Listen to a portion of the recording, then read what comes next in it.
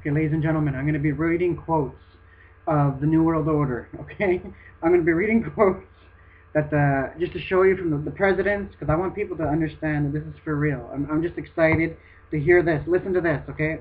Then we'll get into it after. A new partnership of nations has begun, and we stand today at a unique and extraordinary moment. 100 generations have searched for this enslaved path to peace, while 1,000 wars reign across the span of human invaders. And today, that new world is struggling to be born, a world quite different from the one we've known, a world where the rule of law surpass the rule of the jungle, a world in which nations recognize the shared responsibilities for freedom and justice. 4 months after this speech, President Bush gave another address in which he again talked about the New World Order. What is at stake is a big idea, a New World Order where diverse nations are drawn together in common cause to protect the universal vision of mankind, peace and security, freedom and the rule of law. Such is a world worthy of our struggle and worthy of our children's future. 2 months after that speech, President Bush addressed Congress yet again, this time commanding a successful conclusion to the Gulf War, and again he spoke of a new world order. Until now, the world we know has been a world divided, a world of Bourbon War and Colonialist bloc conflict, a Cold War. Now we can see a new world coming into view, a world in which there is the very real prospect of a new world order, a world in which freedom and respect for human rights find a home among all nations. Throughout his presidency, George Herbert Walker Bush was a very adversary of the New World Order. Now fast forward to, okay, listen to this, the more recent past. In November of 2008, this is why Obama can very well be the Antichrist. Because listen to this. This is Henry Kissinger, the guys that put him in office. Listen to this. This is crazy. In November of 2008, Henry Kissinger, Nobel Peace Prize winner, former Secretary of State, and assessed to the President for National Security, wrote this. Now that clay feet of the economic system have been exposed, this requires a new to strengthen America and the rest of the world. That's the whole entire world, worldwide. If progress is made on these issues, 2009 will make the beginning of a new world order. Just a few days before the election of President Barack Obama, Kissinger said this in a television interview. He's not even hiding it, people, right in the television interview.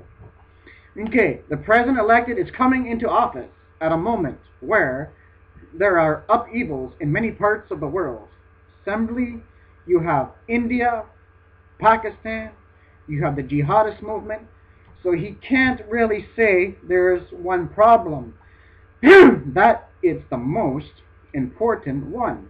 But he can give a new input to America for a policy parties, because the respect of him is to exhort dirty around the world. Around the world. Like, who is Obama? Is he a dictator? Around the world. Listen to that. To do stuff around the world. I think, listen to this, it's not that he thinks he knows. He just doesn't want to say that. I think his tactics will be to develop an overall strategy for America in this period when really a new world order can be created. It's a great opportunity, isn't just a crisis. This is incredible. Like, it goes on. Look, 1 week after this interview, Kissinger wrote an issue for the New York Times in which he warned that to a new international order is chaos. If we don't have a new world order, basically what he's saying, if we don't have it, we're going to live in chaos for the rest of our life. He again, look at this. He again pointed to Barack Obama as the key player, approximately impact of the president elected on the immigration of what? The United States? No. Of what? the immigration of humanity is an important element in shaping a new world order. Okay? That's Obama. Listen to this. This is crazy. This is why he could be the Antichrist, people. Listen to this. In Kissinger's mind, Barack Obama is mankind's greatest hope for establishing the New World Order. And President Obama seems determined to fulfill Kissinger's hope as he went about Europe in April of 2009, especially at the G20 summit in London. Mr. Obama seemed to go out of his way to paint a new picture of America's role in the international community. Sometimes it appeared to the global media, as if he were running for president of the world, heading Obama's election. The Arab newspaper, and it goes on and on and on, people. Okay? A great vision for our president and his vision for a new world order in which the American is over. Gordon Brown, listen to this. If you're listening to this, what's her name? Baby Deborah. If you're listening to this, listen to this. Okay. Gordon Brown, the Prime Minister of the United Kingdom, laid out the purpose of a new world order on a visit to Delhi in January 2008. He said, "I do not advance a new world founded on the narrow, incursion idea of isolated states pushing their own self-interests. Instead, I see a world that harnesses for the common good the growing independence of nations, cultures, and peoples that make a truly global society. Not only have politics and presidents liberals for a new world order, even Pope Benedict." This is an old thing, but this is still on the table, people, okay? Pope Benedict, in his recent letter of July 2009, voiced his support for an international shift in the force of unrelenting growth of global independence. There is a strong felt need, even in the midst of a global recession, of a true world political authority. Speaking of the Antichrist, a world political authority, a single leader, a global political system. He went on to say, furthermore, such an authority would need to be universally recognized as to be vested with the effect power to assure security for all. We all need security, don't we, people? What is there about a new world order that infects the minds of scientists, presidents, politics, and religious leaders? For many, it is truly the fear of a world-ending global war. Others see the need for a new order through the lens of hunger, disease, and other social ills they believe could be addressed more effectively through political power. More recently, what are termed Earth global warming, which is a big lie, overpopulation, worldwide drought, toxic, life-threatening weather crisis have been considered blah blah blah for a world government. On October 27, 2009, the Washington Post-Times ran an article, Green World Government. Look at that in the Washington Post, people.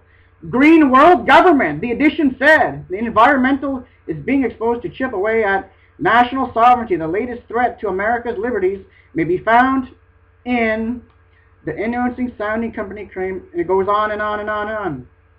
The governing authority. It goes on, people. It goes on. Okay? This is from Dr. David Jeremiah. It's in his book called Becoming Economic Armageddon. But I want to say this, people. Who is the well-respected person in the world of today? The Pope. Right? So, he is well-respected, and he already has many followers. Like, it's totally, it's incredible, because the United Nations, this is the first time, like, you never heard this stuff ever before. The United Nations is calling him a global spiritual leader. And I want to show you guys this right here on the back of the dollar bill. They have been announcing this.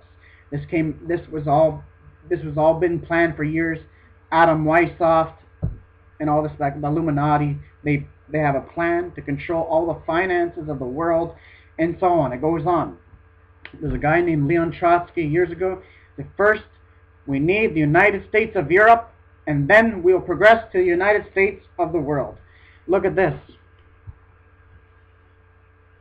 That's on the back of the dollar bill. You see that? That's the Illuminati. Okay? And look what it says below the pyramid there. It says, Novus Ordo Secularism, which is translated New World Order. This is for real people. Okay? And the Vatican was calling for a world government. I even remember my cousin, when I talked to him, like the Pope came out today, he was calling for a world government right on the news, man. Like, and yeah, people, you know, it really hurts me that people are asleep. Like, they need to know prophecy. If they see stuff like this on the TV, they say, wow, prophecy is being fulfilled. But they're not seeing it because they don't know prophecy. But, yeah, he's calling for a one world bank, a one world leader, you name it. A central bank, a one world bank. For a one world bank, what do you need? A global currency. Back in 2008, during the economic crash in the United States, and yet that was all planned and engineered, by the way, to let you know. They said to extend more power and more control.